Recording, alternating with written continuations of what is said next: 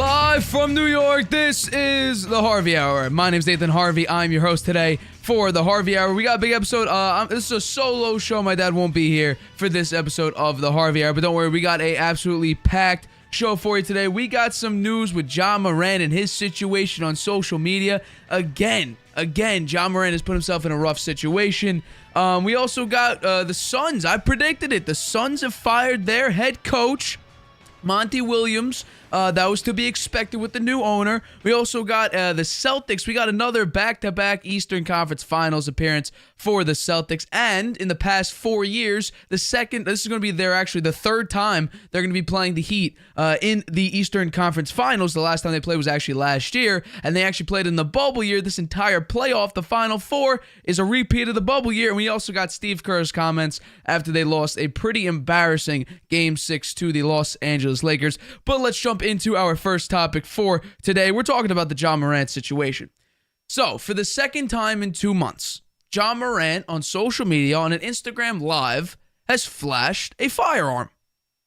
This is the second time. The first time, the NBA suspended him for 8 games. He only served, I believe, a 2-game suspension because he was away from the team. I think the team suspended him for the first 6 games. He lost, I think, like $600,000 per game or something like that, or maybe $600,000 in total for missing those 8 games. And now, a couple days ago, it might have been yesterday or the day before, on Instagram Live, while sitting in a car with some of his buddies, blasting music, he decided to once again flash a firearm.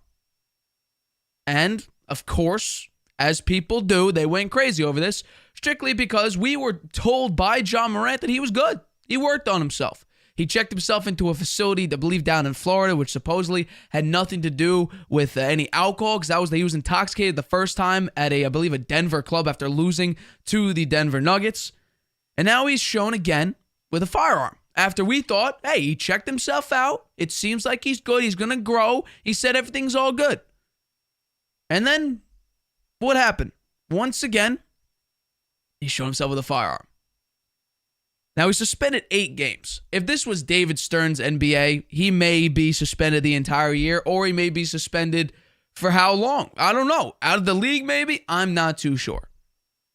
But I do know this. What happened before, and then him all of a sudden checking into a facility and then saying he's all good, 5 days, 7 days later? It was a little bit fishy. It may not even been that long. Now, me and my dad talked about it on the show after the Ja Morant was given the all good to play basketball again, and he came back from, his expenditure out to wherever he was going to go. I think it was Florida, to basically, heal himself mentally maybe. And he said he was all good. He did a bunch of interviews. He went on this press run saying how he's a changed person. And, we had to take him for his word. Now I was a little bit skeptical, saying it's a little weird you take such a short amount of time for such a pretty serious incident when the NBA has strict rules against firearms. And then all of a sudden, a few days later, you're like, all good. It's a little bit fishy. And lo and behold, 2 months later, here we are again. Now, what should the NBA do? Because honestly, truthfully, there's 2 ways you can look at the situation. The first one is Ja Morant is an idiot because he decided to do something after he got in trouble for doing it last time. You could say that, and you definitely have reason to say that. Ja Morant, he seems like a very bright kid. He's a very, very good basketball player. He's athletic. He's explosive. Every dunk, he's trying to put someone on a poster and end their career, essentially, with that poster. He's a very good basketball player. He also wants to be something that it doesn't seem like he is. It's kind of funny. Think about how many people would want to be in Ja Morant's situation. You go into the NBA, you have incredible athleticism, you're making tens and hundreds of $1 million on endorsement deals, and you got a shoe deal, you got all these things for you, and you want to live this lifestyle.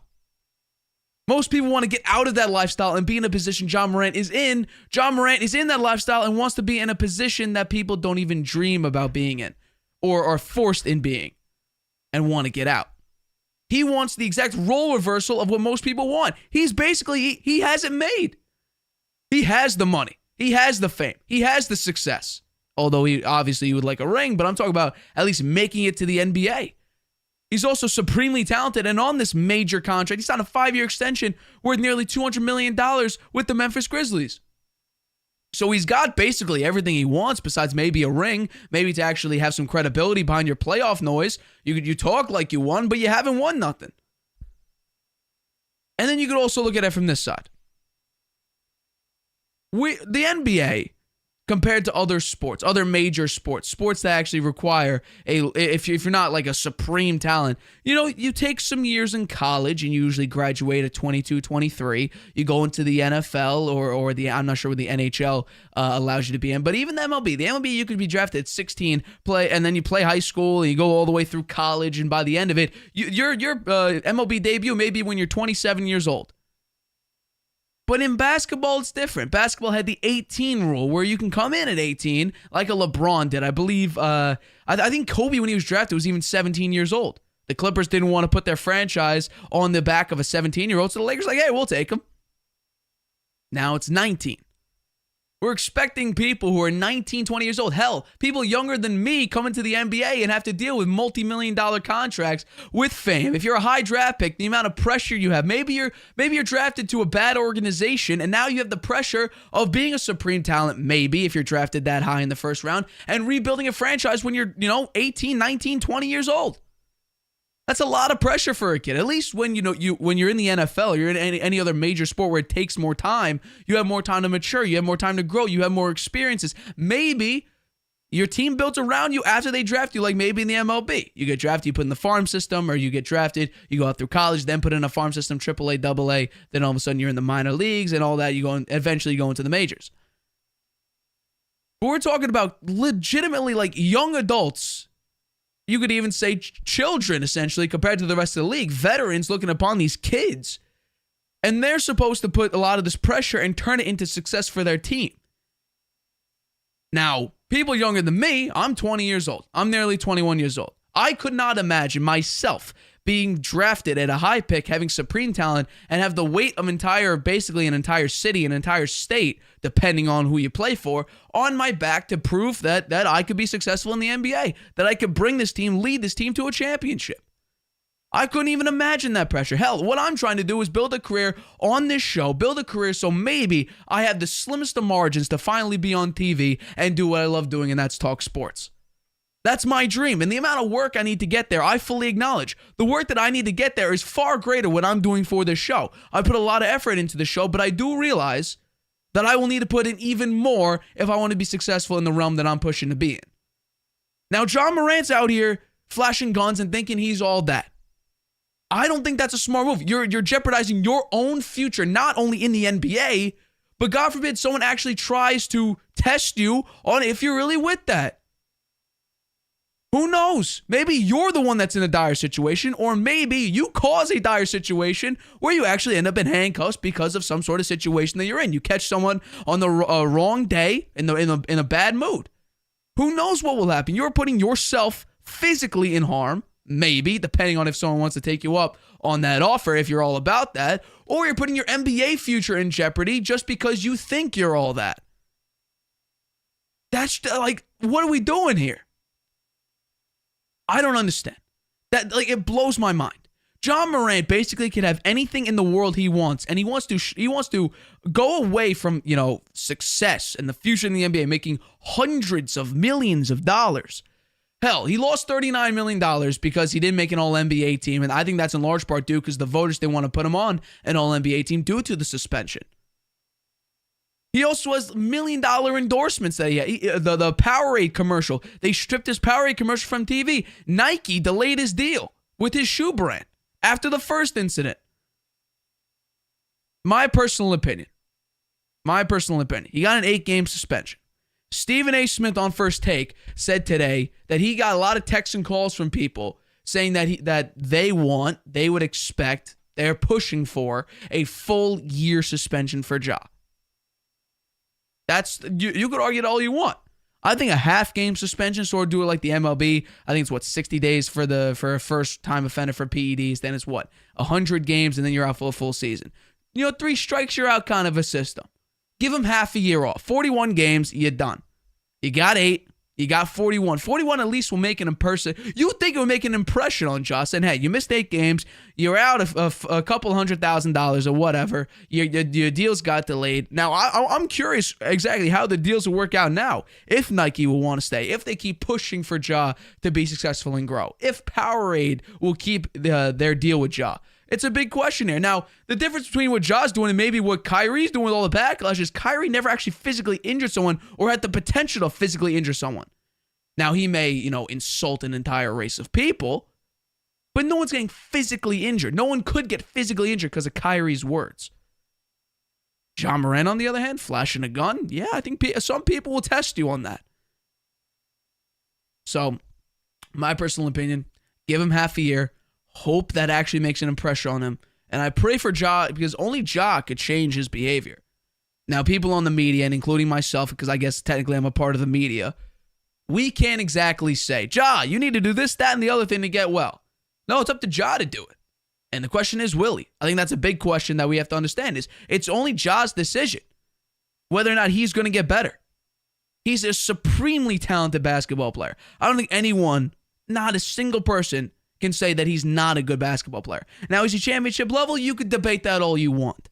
I think he's more of a Derrick Rose. Supremely talented, highlight clip galore. Championship? By yourself? I'm not too sure about that. Only Ja could change his behavior. Now, we thought he changed before, but based on what happened a couple days ago, I don't think so. I mean, I pray for Ja. There's 2 ways you could take it. You could feel bad for him, the amount of pressure that he has to carry the Memphis Grizzlies, an organization that talks a lot. You have to back up what you say. It's a lot of pressure on you, especially when you're that young, with massive money deals, with, all the situation that you have going on in your life. Or you can take it as Ja, you screwed up. You're not the brightest of individuals when it comes out of, learning from your mistakes. You can take it either way. I think, honestly, I'm split between the two because I'm like, you got suspended. You lost damn near $40 million on one single part of your deal when you got an All-NBA. If you got an All-NBA, you would have made $39 million probably. And I don't want to hear the Second Amendment away. It's not about the Second Amendment. The NBA is a private organization. They make their own rules. So, yeah. While the Second Amendment is you have the right to bear arms, the NBA could say when you're a part of this organization, you cannot publicly display a firearm. That's something that they could do. So, I don't want to hear about Second Amendment here. It's not what this is about. This is about the fact that Ja's a part of he signed a contract, and the contract in the NBA says you're not allowed to do this. So, I feel for Ja. He's got to wise up here. Not only is your actual, future as a person on the line, your NBA career is something that you've built up basically your entire younger life building. That could be going down the drain right now because of decisions that you make. Or rather, decisions you decide not to make. But that's my take on that. Let's go into our next topic here. So, like I guessed, Monty Williams has been fired as the Phoenix Suns head coach. Now, I said on the show on Friday, which is May 12th's episode, this is what I said based on what I think the situation of this Monty Williams situation after they lost to the Denver Nuggets. This is what I said. This is what I thought the situation would play out as. They got a new owner. What does a new owner usually do? Look at the head coach situation, because that's not his head coach. Monty Williams, in 3 straight seasons, has come up small in the playoffs. The past 2 elimination games the Suns have been in, they've been down by 30-plus points at any point in each of those games. We're looking here. What have you done for me lately? That's the big thing in sports. Sports is not really, at least in large part, a historical sort of reputation league, a reputation system. It's what have you done for me lately? So it's what have you done for me lately? And Monty Williams in 3 straight years in the playoffs has choked again and again. You may be right. And again. He may be out. And it turns out he was. Because I don't think sports is based on reputation. I mean, look at Aaron Rodgers. If the Packers, for some reason, decide to get off of Aaron Rodgers immediately after his MVP here, you think the Packers would have gotten more from an MVP Aaron Rodgers? Besides now looking at this past year where he didn't look that great. I guarantee you he would have gotten much more because of the success. What have you done for me lately? Tom Brady only had a few teams Because the 2019 year, he didn't perform well. If Tom Brady won the Super Bowl or won the MVP the year prior, you think he would have had more than maybe, 3-4 teams pursuing him in the offseason? I think so. Lamar Jackson, what have you done for me lately? The past 2 years, you've played 1 out of potentially 12 December and January games for your team. You think that didn't affect Lamar Jackson's contract? I think it would. So Monty Williams in 3 straight playoff series, first of all, the past 2, he's been down by 30 points.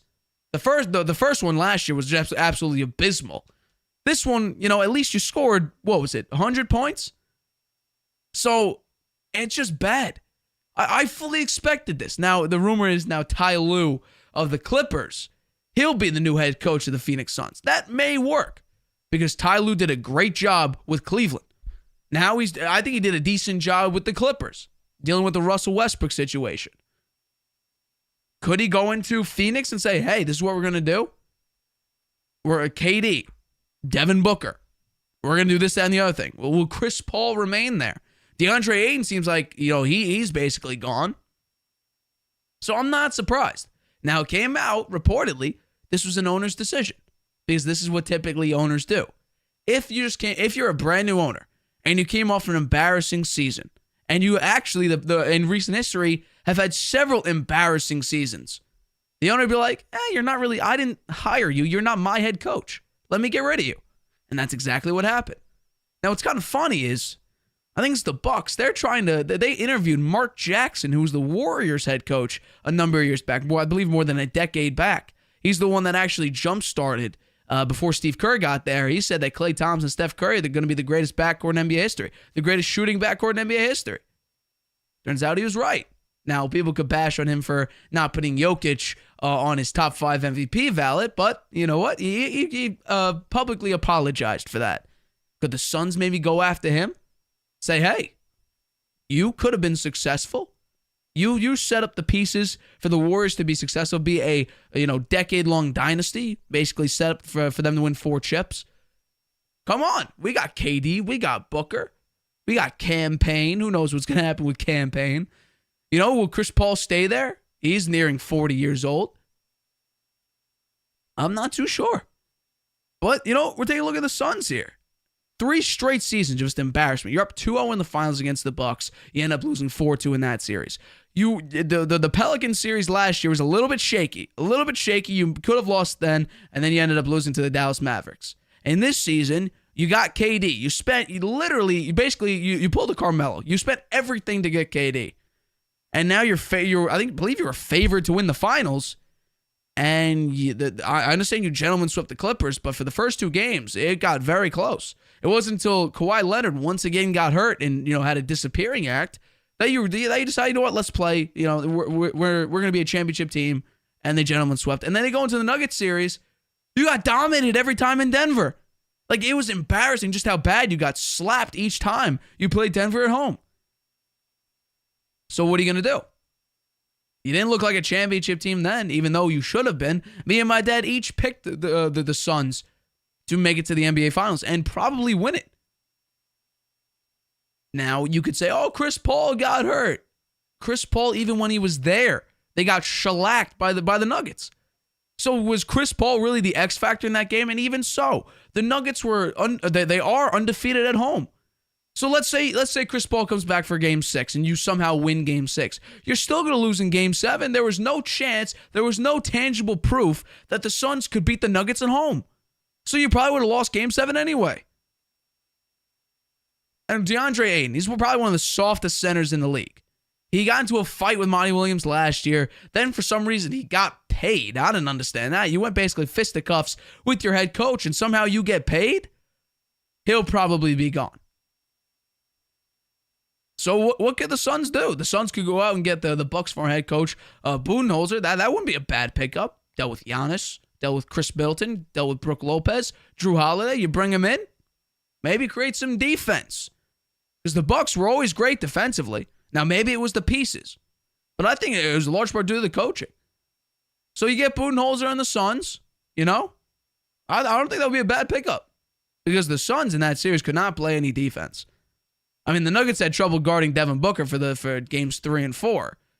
But after that, it didn't matter. The Suns, as soon as Devin Booker and KD were not supreme on their shooting, the Nuggets are like, yeah, we're that much better than you. Sucks to be you. So, I mean, I think this was expected. If people didn't expect this, I don't know what to tell you. New owner, this third straight disappointing playoff run, and you don't expect the head coach to get fired? Now, he's well respected by players throughout the league. But this is a new owner. He wants to be successful. He spent uber amounts of money and tremendous amounts of draft picks to go out and get KD, bring him in. He basically spent the future. I believe he got rid of Cam Johnson, Jay Crowder, all these guys. And you basically, like that Nuggets series was just disappointing. You got absolutely shellacked in that series. Devin Booker and KD needed to have Superman performances for you to win games 3 and 4. And then you go in back to Denver and you get clapped. And then game 6, you get clapped. I mean, 3 straight years, Monty Williams and his team have come up small in the playoffs. I don't know what else you want. Truthfully, KD is KD. He's got legs as thin as paper. Like a pencil. You snap it and there you go. He's out for the year. Devin Booker, he could be spotty sometimes, but generally he's a really good player. He's very, very consistent throughout his career, but he can be spotty. Chris Paul, aging player, he has some great shooting nights, but generally he's okay, not great, not really even that good. He could pass the ball very well, and DeAndre Ayton's the soft center, so he's not even really a center. So what's moving forward? You really got, the future. What do you mean future? You got KD and Booker and maybe Chris Paul. That's your future. Campaign, who knows what will happen. You're going to need to move some pieces. You only really got one movable piece, and that is campaign. So I don't know what else you're going to do. Maybe it could be that KD didn't have a lot of rapport with the Suns. He got traded to the Suns. He didn't play for the first month with them. Then he played a couple games, then got hurt again, then played. I believe he got hurt again and then played. So maybe he just needs to create rapport with them. And next season, if they keep Chris Paul, they're probably going to get rid of Ayton. What they do there, who knows? Could they be back, top 5, top 4 favorites to win the championship? Probably. Should they be? Absolutely. You got 3 supreme talented players. Chris Paul, the point guard, Devin Booker, and KD. So they should be probably, top 4 favorite.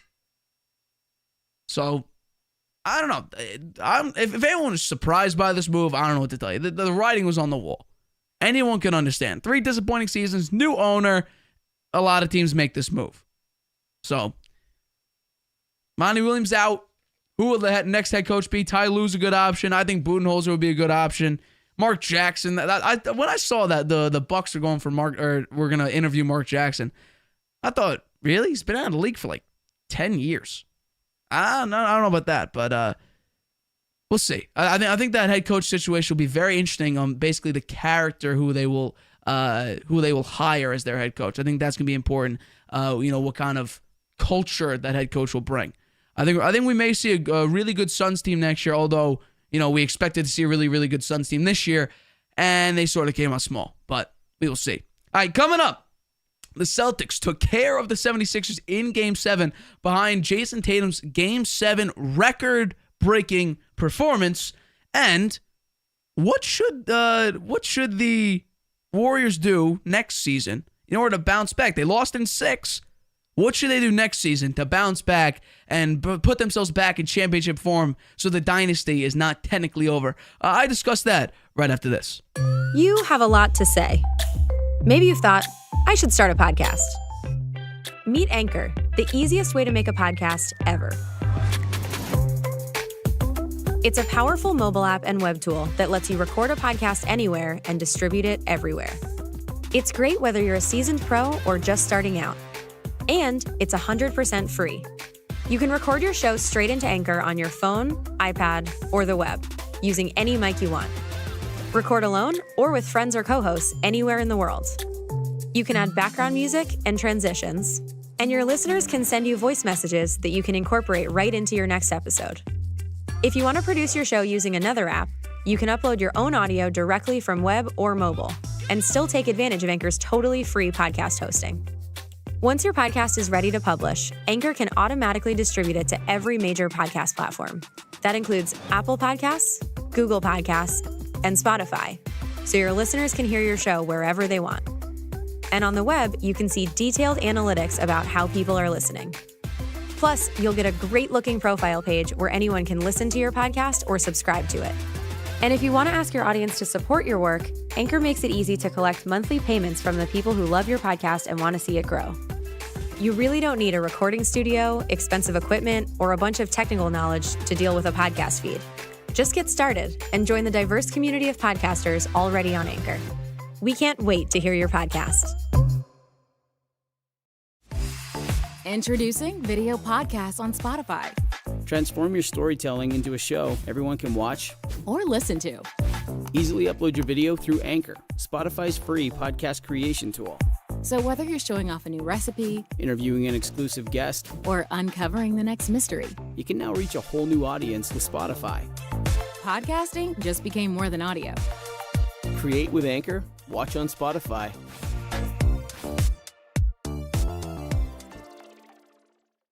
Welcome back to the Harvey Hour. My name is Nathan Harvey. Good to see you today. My dad is not in for today's episode of the Harvey Hour, but don't worry, he will be back for Friday's show. But let's jump into our next topic. We're talking about what happened, I believe it was yesterday or the day before. The Celtics closed it out in Game 7, nailed this series on the head. Haven't nailed really, I think, any series at all this season, or at least in this playoff run. However, I did nail this series because I just had a funny feeling this is going to go 7. MVP, James Harden, MVP Joel Embiid, James Harden.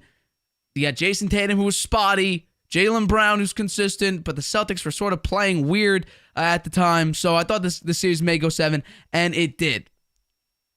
But it was a weird Game 7, because Game 6, if we remember, Jason Tatum almost was the reason the Celtics lost in 6. However, it was thanks to the fact that Doc Rivers is horrible when leading in a series 3-2 and 3-1. He has the most losses of any head coach in both of those closeout games, 3-1 and 3-2, that there was a little bit of hope. Besides, also the Celtics are a very good team, and honestly, throughout the year, they were probably the deepest team in the NBA.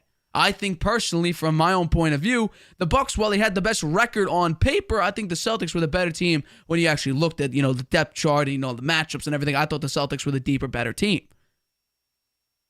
But this is very weird because Jason Tatum, I believe there's a stat out there that's saying, when Jason Tatum doesn't score 20, the very next game, he averages 35 points a game or something like that. It's some crazy number. And lo and behold, Steph Curry Steph Curry set this record Game 7 earlier, about 2 weeks ago, in Game 7 against the Kings, where he dropped 50 points. Now, 2 weeks later, here we are. Jason Tatum dropping 51 and 13 rebounds. Basically, from almost losing the game, but then coming up clutch in the fourth quarter, to then very much winning this game and dominating in a Game 7, sending the 76ers packing. This is why I didn't fear the Sixers whatsoever. The Sixers, we didn't know what exactly they would be. What version of James Harden are we going to get? It seemed like when Joel Embiid won the MVP, he actually took a step backwards. Instead of having that fiery drive from maybe, potentially being snubbed for 2 straight MVP awards, now he finally gets it, and it's like, oh, I'm good. I did what I've been striving to do for the past 3 years. And so we didn't know what kind of version of the Sixers we were getting. Is Tobias Harris going to be okay? Is Tyrese Maxey going to perform? And sort of our question got answered. Not really. James Harden in elimination games hasn't been great. In fact, I'd say he's been pretty bad. And especially in the series, in losses, he's been terrible. Joel Embiid did not have a good game. Me and my dad both agreed. It's going to be up to James Harden. He's going to be the X factor for the 76ers if they were to try to win this game. And he didn't perform very well. And Jason Tatum was going to be the X factor for the Celtics because Jaylen Brown gives you very consistent numbers. Malcolm Brogdon had a pretty good game. Al Horford defensively, tremendous. And Mazzulla with the head coaching move of keeping the bigs out there, Al Horford and Robert Williams, was the reason they closed out the last 2 games. Now, Mazzulla actually almost screwed his team over with his philosophy of mainly focusing on threes, having Derek White in the starting lineup and keeping Robert Williams on the bench. So you have Marcus Smart, Derek White, Jaylen Brown, Jason Tatum, and Al Horford. It's not really a great lineup because you're relying on people who are shooting threes, and if you're not shooting threes, you're not really going to be successful. So he put in the two bigs to slow down Embiid, to stop the offense from working as efficiently as it can potentially be. And lo and behold, they win the next two games. James Harden in this game went 3 of 11, 9 points. He was a minus 30. Tyrese Maxey did not have a great game. 5 of 12, 17 points. Second highest scorer on his team behind Tobias Harris. 7 of 30. He actually didn't. He shot terribly from 3, but he made all of his twos, basically. He did make all of his twos. So, I don't know what we're doing here. The 76ers, I don't know what the next move is. It seems like James Harden's gone. Report today that it seems like James Harden's going to, not go with his player option and, step away from the team. And then pursue Houston, who I believe they may be in the Wembayama sweepstakes, but if they don't get him, he's going to a team that finished near dead last in record. They may have been dead last, but I'm not too sure. I don't have the number in front of me. So that move doesn't really make any sense. I guess it's more about the nightlife and the nightclubs instead of maybe winning basketball games and maybe winning a championship. But if you get Wembayama, maybe you could do both. Jason Tatum, he had a great game. This was a great performance from Jason Tatum. This was Game 6 Tatum of last year, where he went point for point with Giannis, and that's the reason why they won Game 6 and forced to Game 7. Then it was up to Grant Williams to close out the game in Game 7 last year. Now this time, Jason Tatum, we saw a glimpse of it at the very end of Game 6. His confidence was back. We know Jason Tatum has a lot of confidence when he doesn't care who's in front of you. He just pulls up from 3 and nails it right in your face. That's confident Jason Tatum. One that doesn't hesitate, one that doesn't think twice about shooting, one that takes the ball, pumps it, whoever's in your face, he just shoots it and usually makes it. And that's what we saw in this game. 60% from 3, 13 rebounds, 5 assists, no turnovers. That's the big number there. 0 turnovers.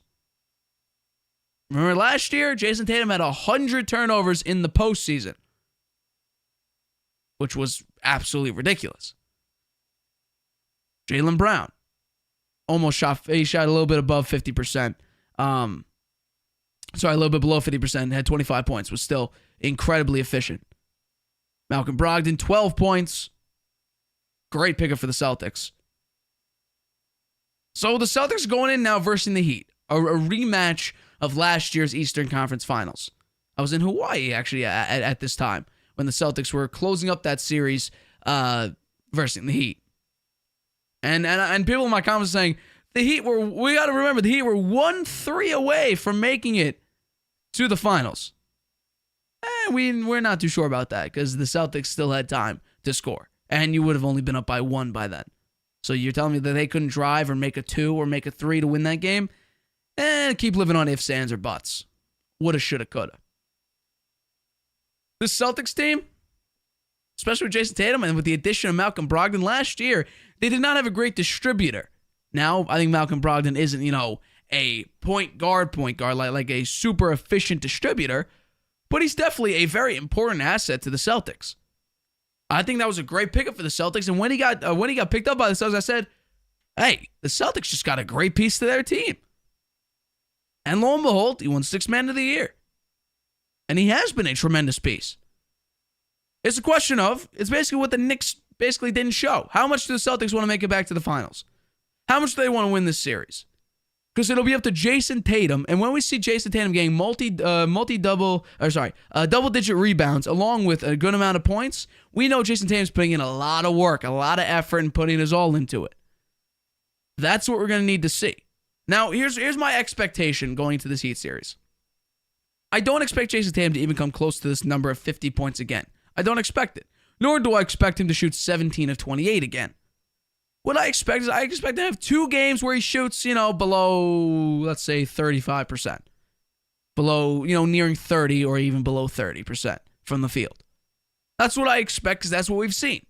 Jason Tatum, and that's why I don't solidify him as a superstar. Could he have superstar moments? Absolutely, and this was definitely one of them. I haven't wavered my faith in Jason Tatum because I understand what he is. He is very much a phenomenal piece to this team. He's a crucial piece of this team. He's better than Jaylen Brown. He's less consistent than Jaylen Brown, but his peaks are well above Jaylen Brown's. But his dips are pretty bad.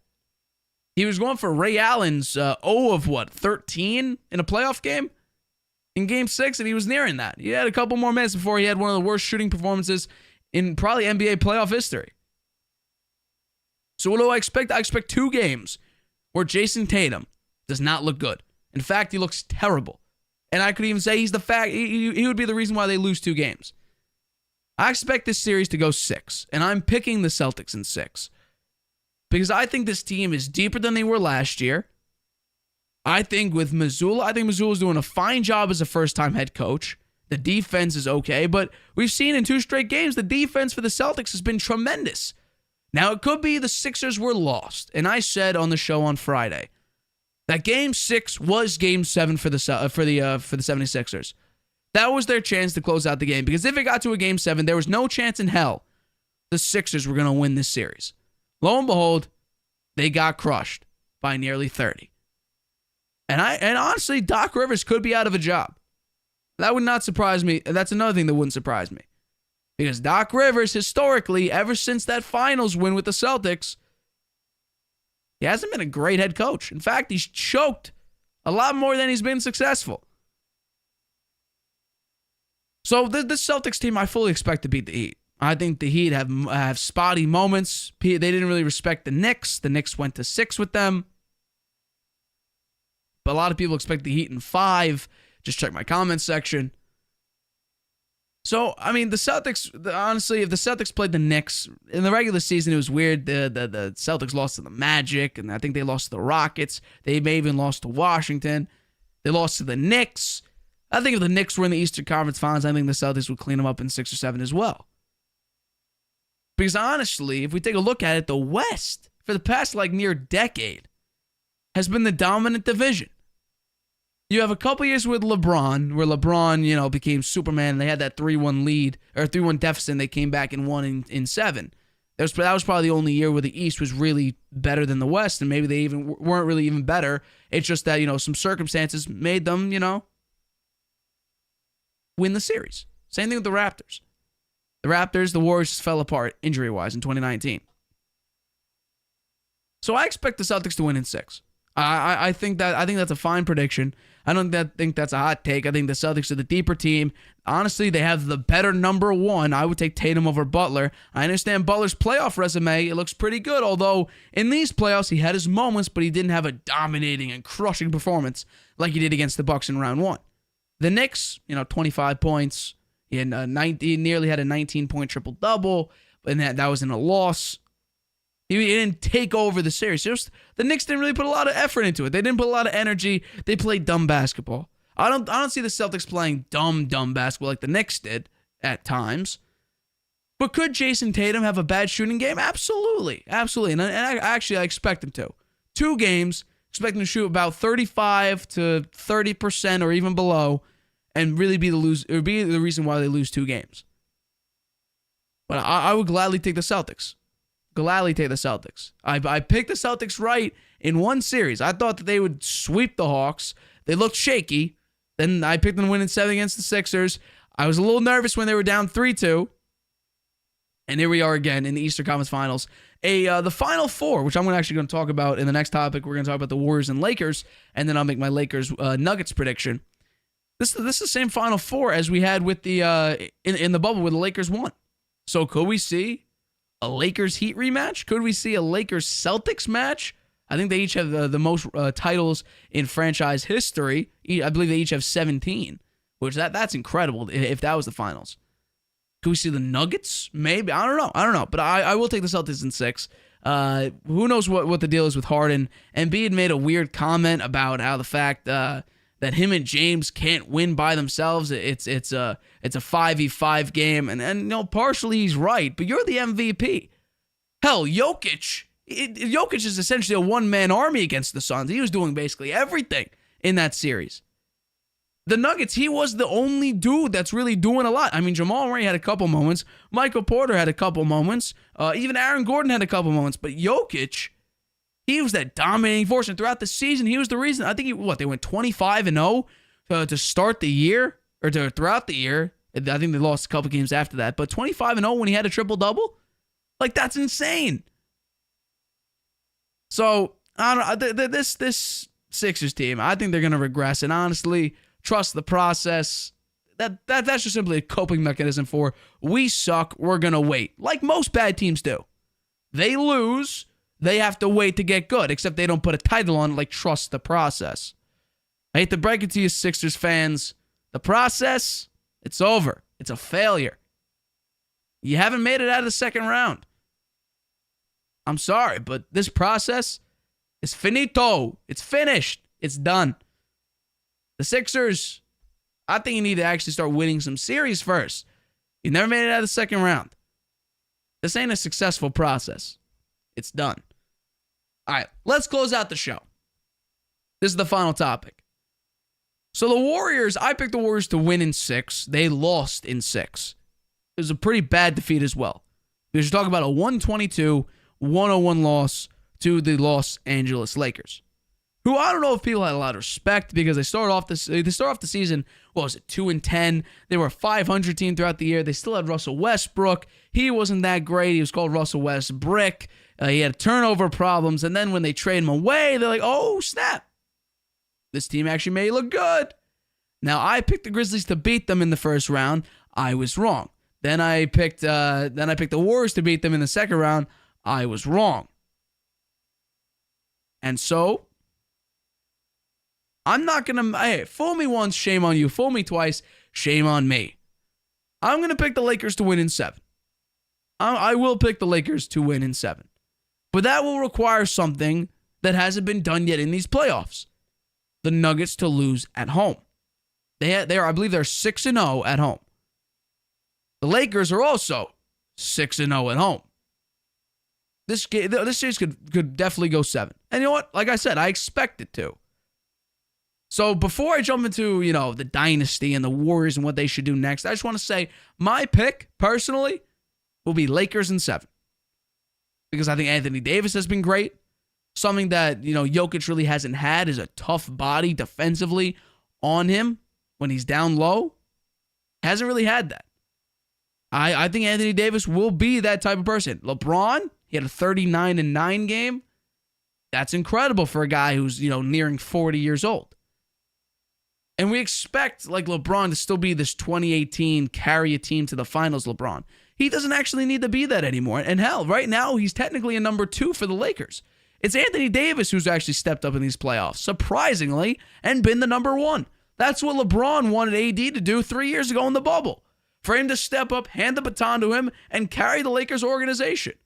But the past 2 years, Anthony Davis has dealt with injury problems, same as LeBron. LeBron actually had to retain that number 1 spot for the Lakers and had to keep that, basically saying, yeah, I'm still the guy. I know.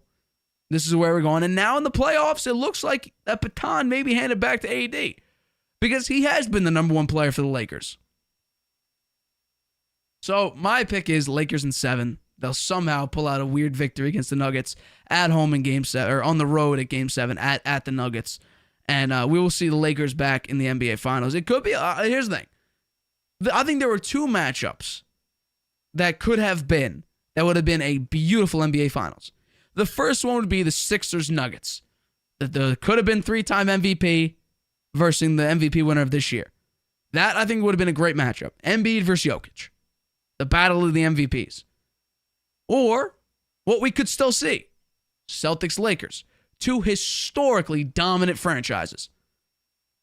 Going head-to-head, you have Jason Tatum and Jaylen Brown, AD, and LeBron. That would be a crazy series to watch. That's the one I'm actually hoping for. And that's the one I think a lot of NBA fans, now if you think it's rigged, then I don't think you really have a proper opinion on this. I think that's what a lot of NBA fans could actually see. Now, Heat fans obviously want the Heat, Nuggets fans want the Nuggets, so on and so forth. But I think, if you enjoy just the idea of basketball and you love the history of basketball like I do, I think a great match would be LeBron and the Lakers versus Jason Tatum and the Celtics in the finals. I think that would just be a great series. But let's dive into Game 6, and let's dive into what the Warriors should do heading into the next season. I'm not going to go on here and say what Colin Cowherd is going to say, and the Warriors should go out and get Jaylen Brown.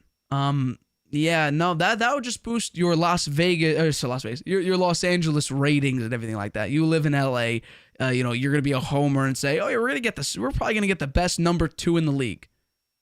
No, I think that's unrealistic. You're already spending so much money on the players you have already that you're gonna get a guy that could be a part of a deal. If the Celtics do decide to extend him on a supermax, they could be spending $613 million on 2 guys, Jason Tatum and Jaylen Brown. So I don't think the Warriors are gonna do that. Honestly, I don't think that's gonna be smart for the Warriors to do, because I don't think they could actually pay that much. But what should they do? Well, the entire playoffs, Jordan Poole has not been good. Hell, could we even say he played poorly? If not bad, if not terribly? Yeah, we could definitely say that. I think that's well warranted. Hell, you weren't even allowed to be in the starting lineup. Gary Payton started over you. Gary Payton is a 7th or 8th man at the very best. He's made for basically defensive purposes. He's not an offensive guy. You were supposed to be the next splash brother. Be the 3rd splash brother. And so when Steph Curry and Klay Thompson retires, you could step into that splash brother role and be successful. You couldn't even make the starting lineup. And in the first half, if I'm not mistaken, I could bring it up right now.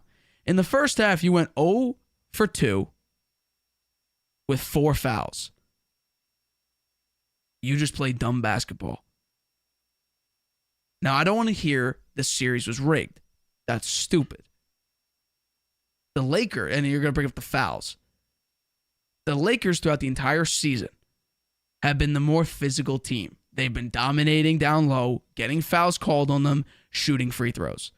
The Warriors are a small team who don't drive, who don't get fouls called on them, who rely mainly on the 3. That's what the Warriors have been, and I've said this constantly.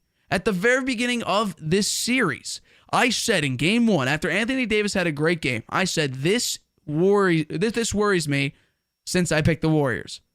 The Lakers are the bigger, stronger, more dominant team. They're the more physical team. The Warriors rely too much on the 3. Lo and behold, they shot nearly 50 3-pointers and only made 27% of them. This is what the Warriors are. Klay Thompson shot 2 of 12 from 3. That's bad. He shot 3 of 19 total from the field, had 8 points. The second highest scorer on the Warriors, and the only other player to go in double digits for scoring, was Dante DiVincenzo with 16 points. Curry had double that at 32. The Warriors have had a problem with big men for the past about half decade. That's why they drafted James Wiseman. Kevon Looney, while rebounding-wise, he's very, very good, especially in these playoffs. He had 18 rebounds in this game. Offensively, he is a liability compared to the rest of the league. You need to go out and get a dominant big man who could score as well as rebound. Now, would you take someone who doesn't get maybe 20 rebounds in the playoffs or even 15 rebounds in the playoffs and rather go for a guy that gets about 10 but also gives you 18, 19 points a game? Yeah, instead of Kevon Looney, who's averaging, 8, 9 points along with 15 rebounds?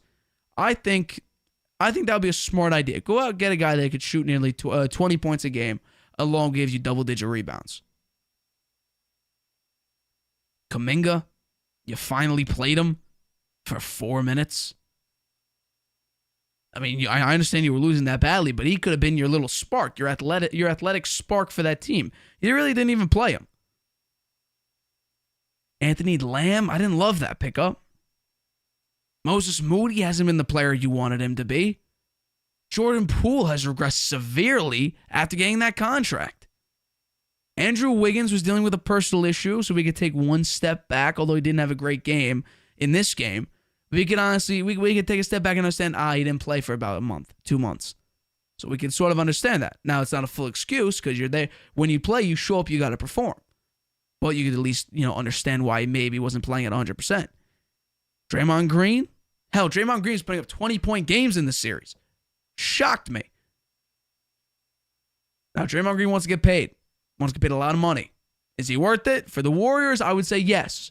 For any other organization, I don't think he'd be worth it. Klay Thompson. Defensively, he hasn't been the same since his injuries. Offensively, he made the most threes this season out of any player. But in this playoff series, he did not look good. Game 6, Klay was abysmal. It wasn't that, Cinderella run like he had against the Thunder. This was a bad game on many fronts. So the Warriors' next move should be, it seems like, obviously they're going to keep Steph Curry. They're probably going to keep Draymond Green. And reportedly, they're going to ask Klay Thompson to take a pay cut. And I think Klay Thompson owes him that. After you had a bad series, and throughout the year you weren't great, in the past 2 seasons you've been all right. You've had your moments. I think, you know what? Take a team-friendly deal.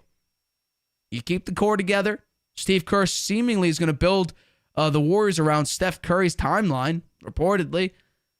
So nothing's really going to change. He still believes in you. He said even after the game how these players still have a lot left in the tank.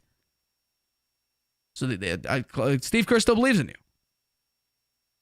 This series was just bad. The Warriors got exposed. They fouled too much, relied too much on the three, can't rebound that well outside of Kevon Looney. They were a small team. The Lakers were the more physical, the bigger, the more dominant team. And that's why they won.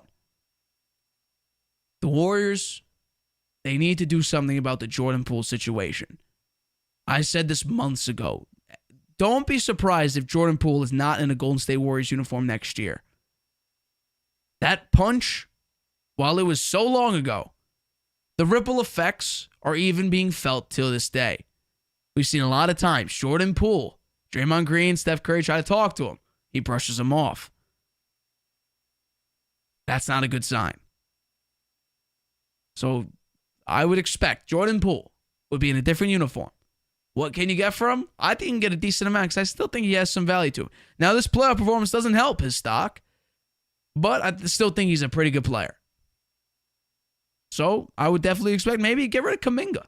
Now, obviously, that would be a bad move. He's a very, very young athletic player, but you need some sort of big man. You may need to get off Kevon Looney. That's an unpopular opinion. I actually like Kevon Looney.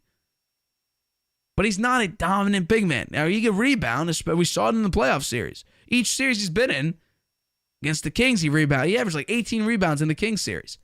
And now in the Lakers series, put up 18 rebounds in the last game. And it was very, very effective on the boards. But offensively, he's not that great. Congrats to the Lakers.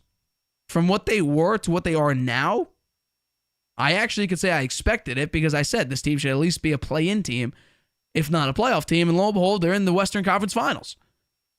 So I could sort of say I expected this, even though I picked against them in the playoffs. Because they should have with the team they have. With the defensive performance they were putting on the back half of the year, I expected this. But I did expect them to lose this series and the series prior against the Grizzlies. The Warriors, I don't know what they're going to do. Steve Kerr still believes in this core. Steph Curry at 35, the Warriors are super reliant on him. I don't know how much you could put on a 35-year-old guy who could still shoot the lights out of the ball, but a 6'2", 6'3" guard who's 35 years old. How much can you rely on it? Because if Steph Curry's not going, this team doesn't really get going. Imagine if Steph Curry has a 20-point game. The Warriors lose by maybe 40 or 50 points. Let's be honest. Steph Curry in this series is actually more of a point guard. I believe he averaged near double-digit assists. So Steph Curry was doing his part. No one else really did. And that's why the Warriors lost. He even said this team is not a championship team. And I said that from the very, very beginning of the season. This Warriors team does not look like it has the hunger and the drive to win again. Could it be fatigue from winning 4 championships? 5 championships? 4 championships. Maybe.